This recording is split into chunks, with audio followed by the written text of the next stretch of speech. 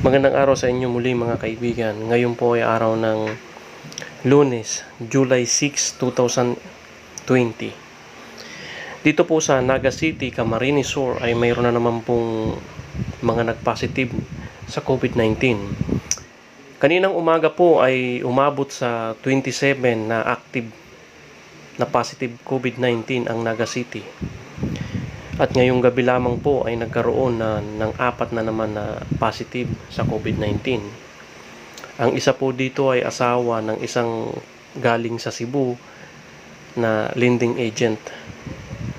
Yung 3 po ay halos nakainuman yung dating nag-positive sa Concepcion, Pequeña. Ito po yung mag-ina na umuwi na galing na Cavite, na marami po ang kanilang nahawa, kaya yung 3 marahil dito ay galing pa po sa mga nahawa nila.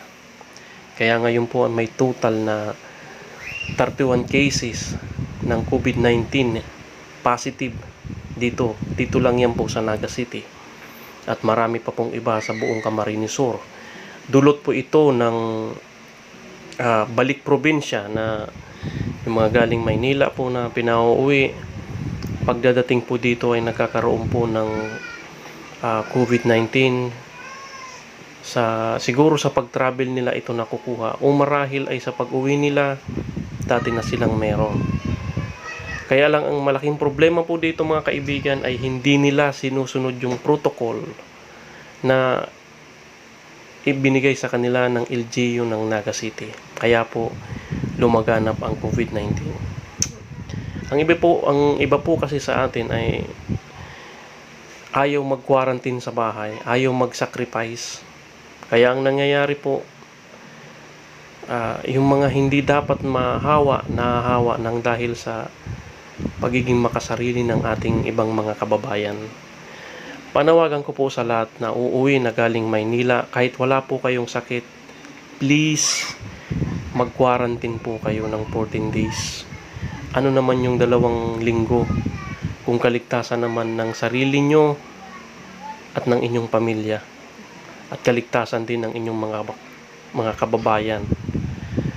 Dito po simple lang naman disiplinahin po natin yung sarili natin, magkaroon tayo ng malasakit sa kapwa para hindi lumaganap yung COVID-19.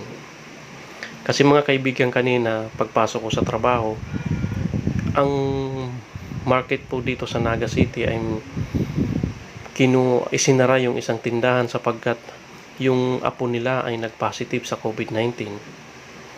At ang istorya dito at sabi-sabi ay pumunta daw ito ng market. Ito po ay umuwi ng probinsya galing ng Maynila nung June 25. At nung July 2, saka lang ito na quarantine at na swab test, at ito nga ay nag-positive. Ang mahirap dito mga kaibigan, ito raw po ay hindi sumunod sa protocol, at ito ay naglalakwat siya, kaya marami pong kino-contract tracing ngayon. Ito po ang mahirap. Ganito rin ang nangyari doon sa mag-ina na galing sa Naga Cavite, kaya po napakabilis po ng pagkalat ng COVID-19 dito sa Naga City. Ganun pa man, ang LGU po namin ay gumawa ng maraming paraan. Una dito ang contract tracing. Ngayon pong araw, may ginawa po silang tinatawag na rapid test sa Concepcion, Pequeña, Naga City. Marami po ang ni-rapid test nila doon ngayon. At karamihan po mga kaibigan sa mga nahawa o nag-positive sa COVID-19, ito ay dahil sa nakainuman nila yung nag-positive sa COVID-19. Kaya po ngayon dito ay pinapahayag ng aming LGU na itigil muna ang pag-inom para po maiwasan ang pagkalat ng COVID-19. Kung ako lang po ang tatanungin, dapat liquor ban na po ito, sapagkat napakabilis po ng pagkalat talaga. Karamihan po mga kalalakihan na umiinom.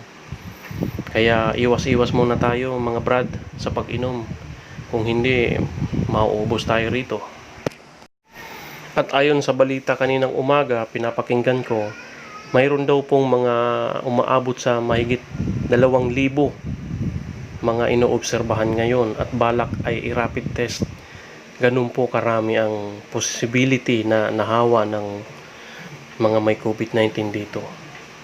Kasi po ang isang tao ay nag-i-equal ng 4. Kung ilan na po yun nandito, times 4 mo po yun, napakarami na po nun.